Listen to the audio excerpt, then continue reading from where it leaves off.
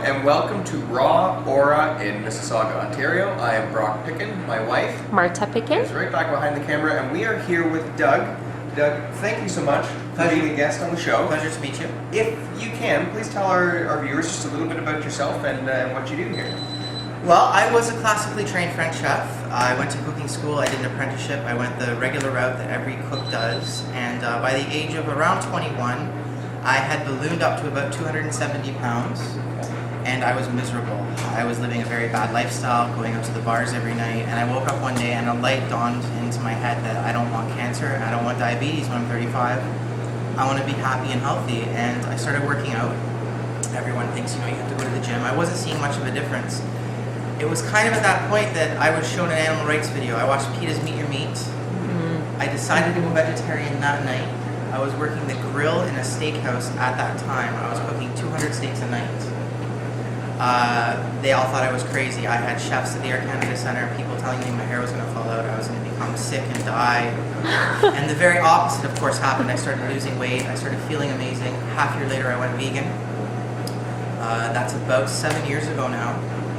And here I am at the executive chef of a completely raw organic restaurant. It's a very cool experience being here. That's fantastic. So how much weight have you lost from when you switched? So from when I originally switched, you have to understand, I was nothing but a ball of fat. I was pizza and beer. That was what my body was composed of. Okay. So over the course of 2 years, I slowly lost about 100 pounds. So I went from about 265 to 165, 170. I put a little bit back on, took some off, now I weight train. So I am about 200 pounds now, but I am solid, heavy muscle mass. Good for you. And you cycle as well? I cycle as well. I run. It's getting a little cold now, but when the weather's nice, I love running outside. I love weight training myself. I really love lifting heavy weights. I don't know what it is that attracts me to it. I love the fact that I eat kale in my life and I can still put on muscle. Absolutely. Yes. And you know what? It's true though. That's a big misconception, right? There's all of these things that you hear about where if you're going to be vegan and you're not going to eat meat, that you can't build muscle. So I think it's a complete fallacy. What people don't realize is that when your organs start working the way they're supposed to work, your body can do amazing things. By force feeding your body full of protein, especially animal protein, your body will change, but you're forcing it to change on the outside, something it's not naturally meant to do. When you do things the natural way, it may take a little bit longer, you feel, look, and just are healthier. That's incredible. So tell us a little bit about specifically what is raw vegan, because that's what you do here in the restaurant. Sure. Vegan food can still be French fries. You can still go out and eat a ton of crap. You can go drink beer and eat potato chips. Here we are, it's all whole foods based, all plant based, soaked and sprouted when we can, and we're all organic. Basically that means if I want a creamy dressing, instead of going to a bad source of fat, I'll look something like an avocado, or I will utilize the fat from a nut or a seed, and I'll play around with what I know in my previous career, Thai food, sweet, spicy, salty, sour. So I can think, okay, well, there's almond butter. It's a great source of fat. Right. If I thin that out with some water, it becomes like a sauce, and add a little vinegar, a little dates, some spices. You have a Thai sauce. That's perfect, and I'm really glad that you said that, because you're absolutely right. When it comes to vegan, you could make a bunch of unhealthy decisions and still not be eating animal products. So let's say that some of our viewers at home are thinking about trying out a vegan diet. What would your suggestions be for them in terms of food selection and what they might want like to where to start? Right, where to start's a good. Go slow at first. I think with anything in life, I always say whenever I do talks, it's like a relationship. You start dating someone, you have to go slow at first. You get to know that person. Same thing with a vegan diet. Go slow, get to know what you're doing. Don't rush into it. I find, like a relationship or vegan diet, you rush into it, you're going to brush it off. Oh, I didn't do it properly. Take your time, do your research. If you're really missing a burger from your meat eating days, go eat a veggie burger.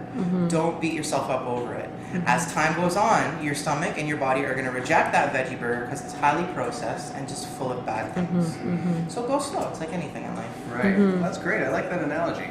Now, something that Marta and I are asked a lot if people find out we're vegetarian or vegan, one of the very common questions is, where do you get your protein?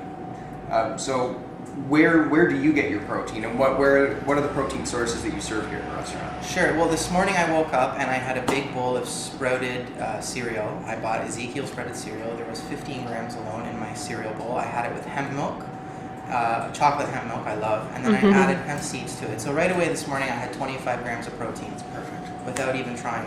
Got on the GO train to get here. I had a Vega energy bar, 10 more grams. So I've had 35 grams and I haven't even started my day. That's perfect. At the restaurant here, we utilize things like nuts and seeds. We sprout them, we soak them for easier digestion. It's not hard at all. And I think, to take it a step further, most humans consume too much protein. It's very hard to digest, it's hard on the system, and it's just not necessary. Right. Now, for our viewers that aren't familiar with what you mean by sprouting, can you tell us a little bit about that? Every little seed, nut, grain has a beautiful living flower inside of it. So you think about, it's called something dormant. It's in its dormant stage when it's not soaked or sprouted. When you add water, which is the source of life, human beings are 90% water. When you add water, allow it to sit and grow, a beautiful little sprout will grow out of it, which then becomes a living food. Those living foods in turn do amazing things for your body. They can help your organs regenerate, they help you fight off disease, and it's actually how we're meant to eat, living food, not dead food. Right, well, that's perfect. Now, just for example, could you share with our viewers some of the popular items on your menu here?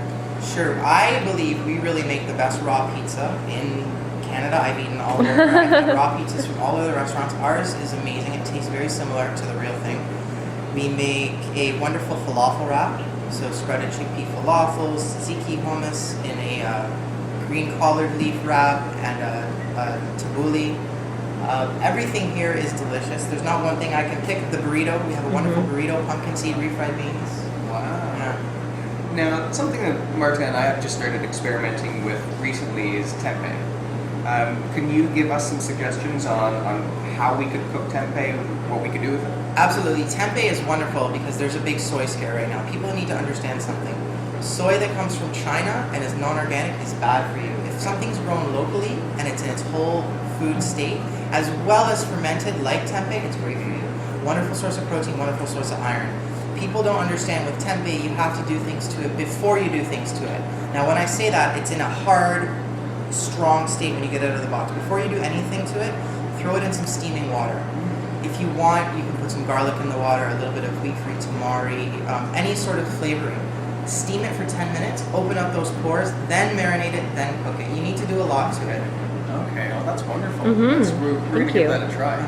Are there other products that you kind of live by? Other products I live by, hemp. I live off hemp because I don't rely on soy for all of my protein. Hemp is a complete protein. It has all those amino acids you need to get from an outside source, as well as being high in omega fatty acids. So people are always on that fish kick, which is not necessary.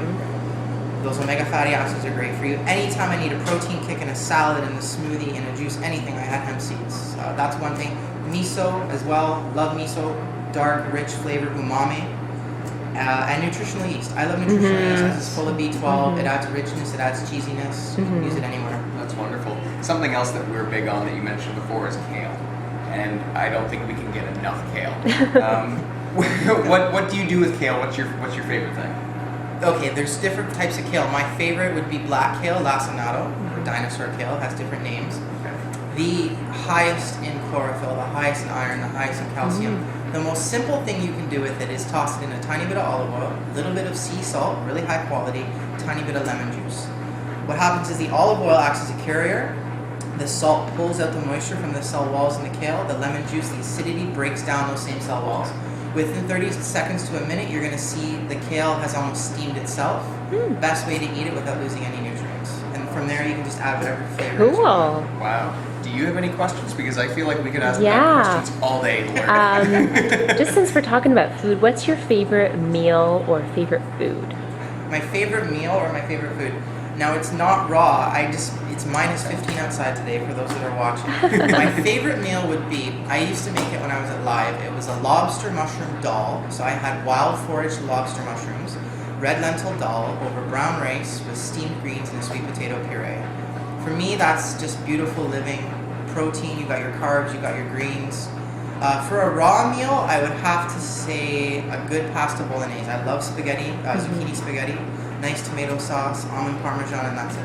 And that That's sounds really incredible. good. Do you notice when you eat whole, raw, natural food, the difference in how you feel and your energy versus when you were a meat eater and when you were eating a lot of refined and processed foods? Absolutely. Even now, I still do crave sometimes. I'm not a robot. I'm not perfect. Even though what I do for a living, I may go get a falafel once in a while. I pay for it for 2 days. Right. My stomach hurts to no end. So absolutely, I see a difference. From when I was a meat eater and 270 pounds, it's like night and day. I wish I had a picture here to show you guys what I used to look like.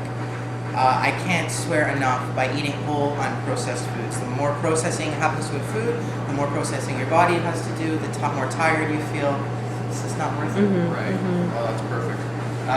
Well, Doug, we always invite our guests to ask our viewers a question. So if there's a question that you want answered, and it doesn't even necessarily need to be about food, it can be whatever you want, by all means, ask away. I guess one of the biggest questions I ever get is, I can't give up cheese. Now, it's true, cheese is addicting. If you need help, please feel free to ask. One thing you need to understand about that is the casein is the main enzyme in cheese. It's the same enzyme that makes baby cows grow really strong, big, and fast. They become addicted to it so they can grow. Human beings are not supposed to consume it. I have little tips and tricks if you really need to give up cheese, because for a lot of people that's the last reason they would never become vegan. Right. So Okay. please ask away. Oh, that's awesome. And is there a website where they can find you? Facebook, Twitter, any of that kind of stuff? For sure, I'm on Facebook, facebook.com/veganchefdoug. Twitter is @DougMcNish.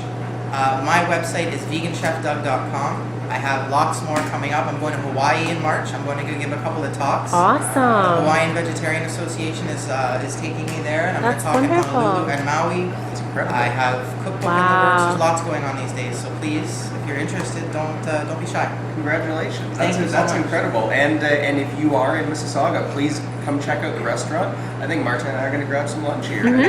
Definitely. Let's try this out. Thank you. Thank you so much. Thank you so much. So from Brock And Marta? and our guest Doug, thank you for watching Fit for Two TV, the internet's only show dedicated to health. Okay, so we are ready for lunch, and we just want to show you the appetizers that we ordered. I ordered the avocado tartare, which, look how incredible Can you that turn it to the looks. side? Looks Look at the amazing. presentation on that. That's spectacular. I cannot wait to dig into that. Marta ordered the beet ravioli. So good. Looks like it's topped with some kale chips and just, wow, that looks incredible. So, time for some appetizers. We're gonna dig in. I just have to say that this is one of the best appetizers I've ever had in my life. Okay, we polished off those appetizers and they were delicious and quite filling too, right? Like Very that was satisfying. absolutely. But we had to try the pizza because Doug raved about it. He said that he makes The best in North America. absolutely some killer pizza. So we have our pizza right here, and I cannot wait to dive into that. Yes. My favorite dessert has always been pecan pie, and they have a vegan raw pecan pie on the menu, so we decided to take it to go to Split Yes. for dessert tonight at home, and it looks amazing.